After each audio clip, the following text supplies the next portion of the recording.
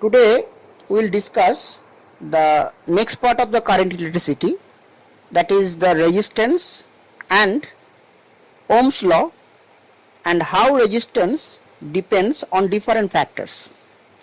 Now let us start that what is resistance. See, on the board it is written, it is an opposing factor against the flow of free electrons in conductor or other charge carriers in electrolyte or semiconductor. What is the meaning of this line? The meaning of this line is, we know in conductor there are free electrons. Now whenever free electron passes through the conductor, different atoms of the conductor that are arranged in a particular order, that is the crystal structure of the conductor, because according to the composition or according to the structure of any element or compound, we know that there is a specific structure known as crystal structure or lattice structure. Now whenever the electrons are passing through the conductor, it gets collide with the atoms of that crystal structure or lattice structure.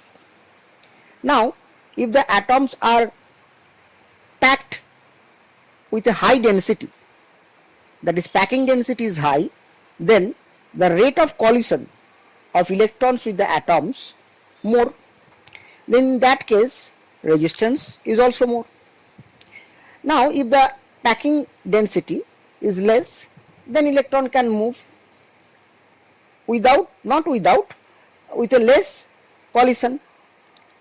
Now the question is, the collision depends on what factor? Number one, the nature of the conductor, either the packing density is more or less, and one more factor is there, that is the temperature, because we know that at normal temperature also the atoms of the conductor vibrate at their mean position.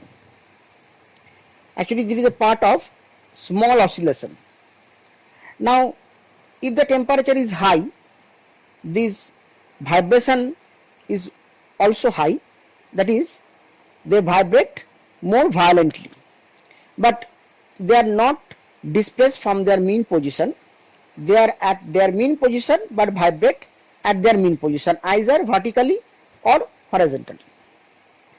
So, if temperature increases, the vibration is more, then the collision rate will also increase. That means the resistance will increase and the flow of current will decrease. So this is the main concept of resistance.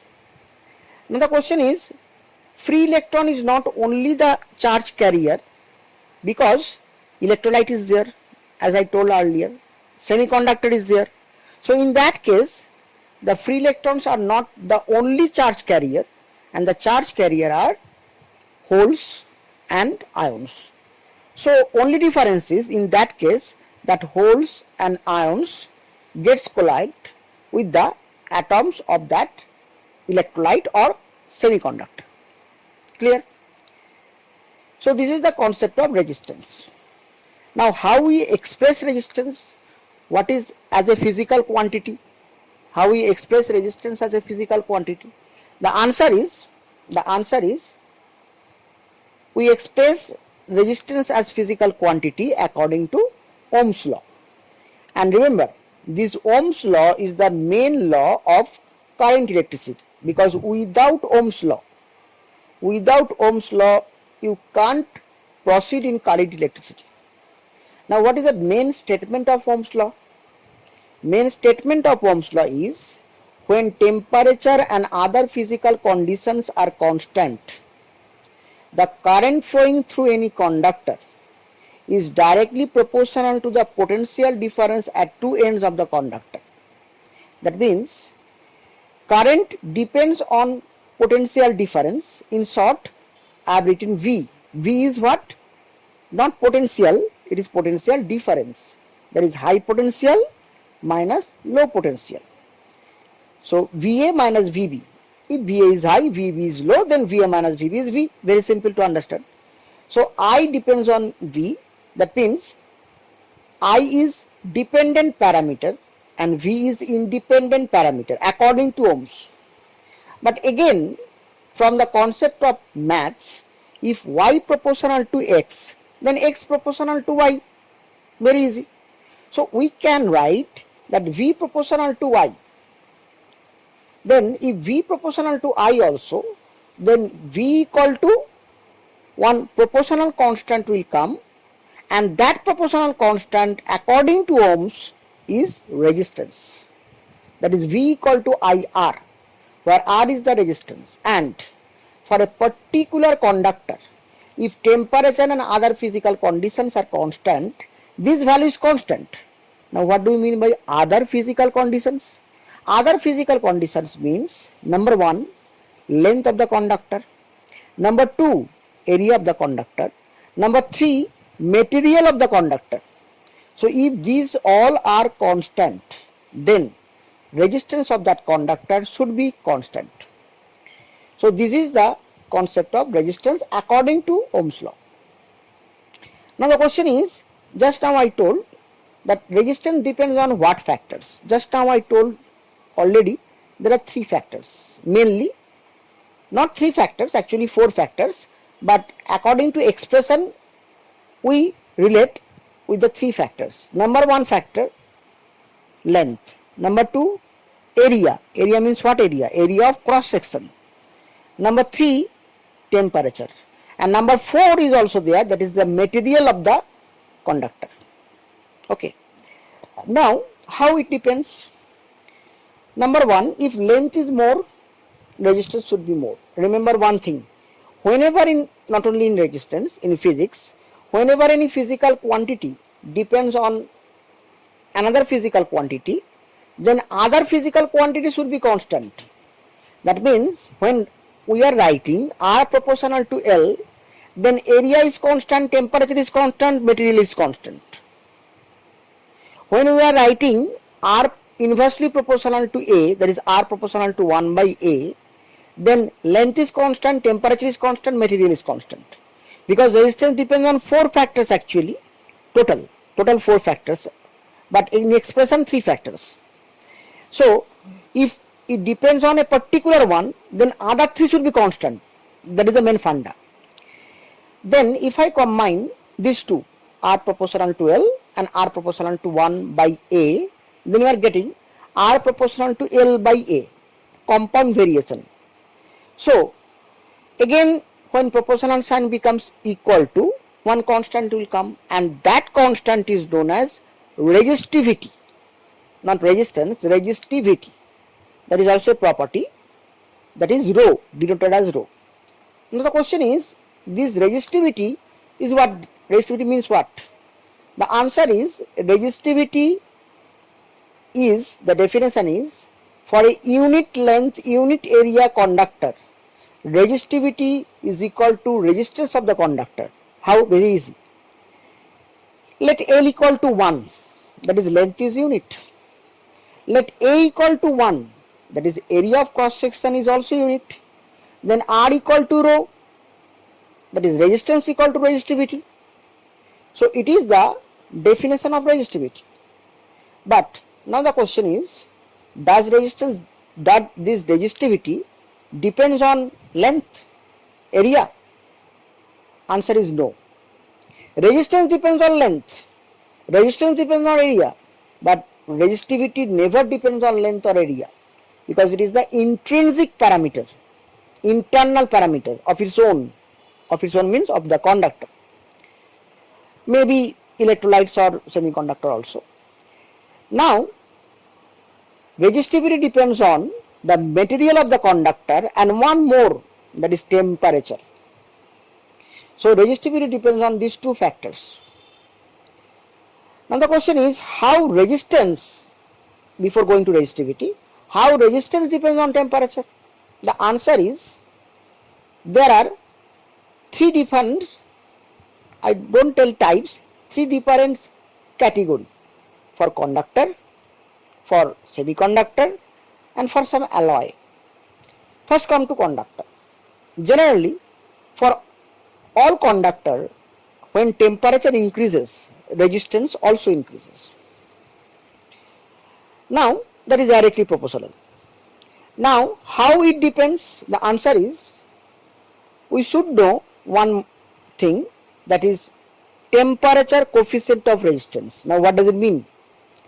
Temperature coefficient of resistance means, suppose a resistance at 0 degree centigrade. Now I increase the temperature to 4 degrees, 7 degrees, 5 degree, any degree. Let T degree. So resistance is R suffix T, RT. Now the change of resistance per unit initial resistance per unit change of temperature is known as temperature coefficient of resistance. Now look at the board. This is alpha. Temperature coefficient of resistance is alpha. Look at the board. It is RT minus R0, that is change of resistance. Per unit initial resistance. What is initial? R0, obviously. And what is the change of temperature? T minus 0. So if I simplify this, it is temperature coefficient of resistance. So if I simplify this in formula, so RT equal to R0 within bracket 1 plus alpha T. One more thing, remember that it may not be at 0 degree centigrade. Then suppose resistance at 4 degree centigrade is R1. Resistance at 5 degree centigrade is R2. So what is the change? R2 minus R1. What is the initial? Obviously R1, because we have started with 4 degree centigrade. And what is the temperature difference? 5 minus 4, 1. So 1 initial value, 1 final value. Final minus initial resistance by initial resistance divided by final minus initial temperature. May not be 0. Correct? So if I think it dimensionally, then see, dimensionally the resistance will cancel out. So only the dimension of temperature is there, that is K to the power minus 1. K to the power minus 1. Now, SI unit of temperature coefficient of resistance is what? That is Kelvin inverse. And if CGS, very easy, because CGS temperature is centigrade, so centigrade inverse. Also, we can write this temperature coefficient of resistance in differential format. See the board. 1 by R dr dt, also not very hard, because RT minus R0 is actually delta R and T minus 0 is actually delta T. So if I write in terms of calculus, so it is the differentiation of resistance with respect to temperature. So dr dt. So it is about the conductor. Now come to the semiconductor. In semiconductor there is an exception. Exception means what? Resistance decreases with the increase of temperature. That does not mean resistance is inversely proportional to temperature, because all inversely proportional are not that it is a falling graph. It may be a linear graph. It may be a linear graph but falling in nature. May not be inversely proportional. That means this graph will be a linear graph but falling graph. But for conductor it is a rising graph. Okay. So it is for semiconductor. Example, germanium, silicon. Now some alloys are there. That alloy shows very minimum change of resistance with temperature, negligibly small. And that type of alloy, alpha, that is temperature of coefficient, is nearly 0. Because if alpha is nearly 0, then RT equal to R0 or RT equal to R1. There is no change of resistance, that R nearly constant. So in that case, resistance will not change with temperature. We can tell that. Now what is the example? Manganese and constantan. Sometimes some electrical instrument we use this type of material, because suppose we are using any measuring instrument electrical that is present in your current electricity next part. So if I want to measure something with this material, one advantage is that the resistance of this material will not change, because if we use copper wire, then the problem or the most disadvantage is that in that case we can't get any correct data, because in summer season we get one data, in winter season we get another data, because resistance is changing. But if we take this constantan and manganese to measure as a measuring instrument, then we get the actual data, because there is no effect of resistance with temperature. I think you have understood that.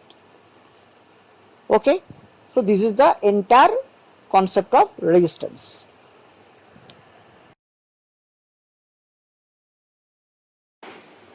Now we will start the ohmic nature and the non-ohmic nature of the conductor. That means already we told the Ohm's law. Now the question is, does every conductor, every material, electrolyte, semiconductor or anything other follow Ohm's law? The answer is no. Remember, the conductor follows the Ohm's law strictly. That means what? Every conductor follows the one Ohm's law with 100%. But if we come to the electrolytes, the follow of Ohm's law is not 100%. But we can use Ohm's law in electrolytes also. Then in semiconductor also, the Ohm's law is not followed totally. So if Ohm's law is not followed totally or 100%, then the graph of V versus I is not linear, because according to Ohm's, V proportional to I and every proportional should be a straight line.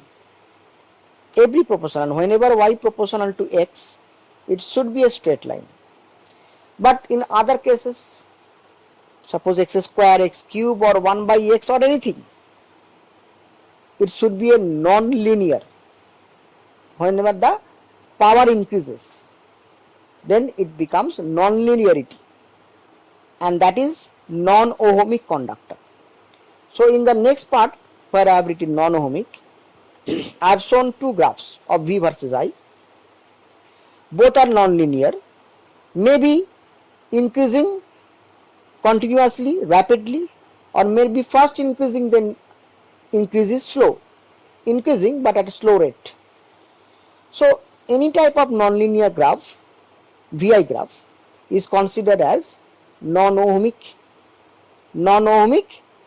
nature of that particular body or substance. So it is ohmic and non-ohmic. And one more thing, remember that in VI graph the slope is resistance, because very easy to understand, tan theta is V by I and Vy is nothing but resistance. But how to find resistance in nonlinear graph? The answer is, for any nonlinear graph, not only these two, any nonlinear graph, the slope is not constant. Yes, the slope is not constant. And if slope is not constant, then in that case the resistance will change. That means we get a dynamic resistance. So for ohmic or non-linear graph, the resistance is static in nature. Its value will not change. But in non-ohmic nature, the resistance will change continuously. So we are calling that as dynamic resistance. Okay. Now let us come that what is the reciprocal of resistance? Resistance V by I. Okay. But what is I by V? That is conductance. Resistance unit is what? Ohm. You know it from class 10. So what is the unit of conductance? Just in opposite order. mho. symbol just opposite. So it is conductance, that is 1 by R or I by V. Okay. Then come to the reciprocal of resistivity. Already we have discussed resistivity. Reciprocal of resistivity is conductivity, symbol sigma. So what is formula of resistivity? Very easy. If you think, already we have told that R equal to rho L by A. So if you make rho as a subject, then rho equal to RA by L. Easy to understand. So what is 1 by rho? Again, just opposite of RA by L, L by RA. So what is the unit of then conductivity? Ohm inverse and meter inverse. Why meter inverse? Ohm inverse, okay, 1 by R. Why meter inverse? Because L by A, what is the unit of L? Meter. What is the unit of area? Meter square. So meter by meter square, 1 by meter. 1 by meter means what? Meter inverse. So it is the unit of conductivity. Now what is the unit of resistivity? Very easy. It will be RA by L. R is ohm. A is meter square. L is meter. Meter square by meter? Meter. Ohm meter. Or in short, another name is the Simon. Okay. SIEMEN. Simon. So there is the unit of resistivity. So these are all the factors: resistance, conductance, resistivity, conductivity told. Now the main question is practically. Theory is complete. Practically, how you identify any resistance? That what is the value of resistance? Resistance is made of, generally it is made of carbon resistance. Yes, carbon resistance, or it can be made with graphite, because actually carbon to one element, the allotrope is graphite. So what is that graphite? The graphite is used in the pencil cis. We call in pencil, we in general we tell the cis. So in pencil we use the graphite. So that type of carbon resistance is used practically. And what is the value of that resistance? Now in every carbon resistance, if you see, I'll show you in lab also. So in that carbon resistance, some coding is there, some colors are there over that resistance, and that color has a significance. That color measures the value of resistance. Now what are that color code? Look at the board. Suppose that is a carbon resistance, that box is a carbon resistance. Now it had 4 color code total. Now this 4 color code arrangement is first 3 codes adjacent, 1, 2, 3. Now there is a gap, then the 4th code. Now this first 3 code gives you the value of resistance, and the 4th code is tolerance. Now what is tolerance? The answer is, it is the fluctuation of resistance as per the current, how much it can tolerate the current, how much it can fluctuate, that is the tolerance. Now first come to the value. Now to remember the color code, there is a mnemonics, short type of poem or anything, that is the mnemonics. What is that mnemonics? B.B. Roy of Great Britain has a very good wife. Now see the capital letters or block letters. First B stands for black, and the code for black is 0. The numerical code is 0. Then brown, the next number 1. Then red 2, orange 3, yellow 4, green 5, blue 6, violet 7, grey 8, white 9. W means white, 9. Now how I count these all? See here, I have written first and second code are adjacent, side by side, and the third code stands for multiplier of what? 10. Multiplier of 10. I am showing you. And the fourth code already told tolerance. But for tolerance, the color is different.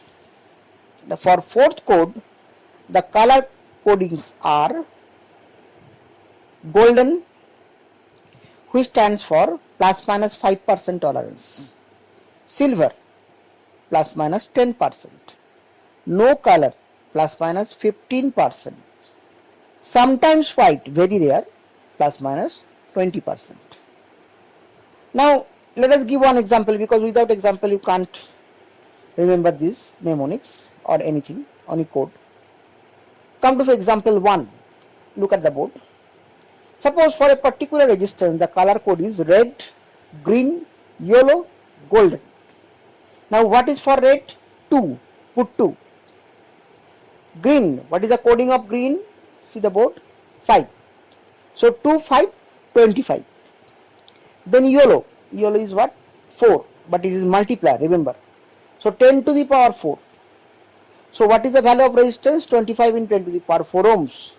But if I write in terms of kilo ohms, that is 1 kilo ohm means 1000 ohms, very easy. So it will be 250 kilo ohms. And golden stands for tolerance 5%. So the value is 250 kilo ohms and the tolerance is plus minus 5%. Now, in some case, very rare it is, if this golden and silver comes at the third code, see, look at the board, I have written that. If golden and silver comes at the third code, then the multiplier will change. Then for golden it will be 10 to the power minus 1. And for silver it will be 10 to the power minus 2. Give one example of that. Suppose one resistance has a color code brown, black, golden, silver. Put the value again. Brown 1, black 0, 1 0, 10. Then golden, that is 10 to the power minus 1. So what we are getting the value? 10 into 10 to the power minus 1, very easy, 1 ohms. And silver, that means tolerance is plus minus 10%, plus minus 10%. So 1 ohms value and tolerance plus minus 10%. So in this way we can identify any resistance and can tell the value of that resistance as well as tolerance. Okay, so this is all about resistance. Thank you.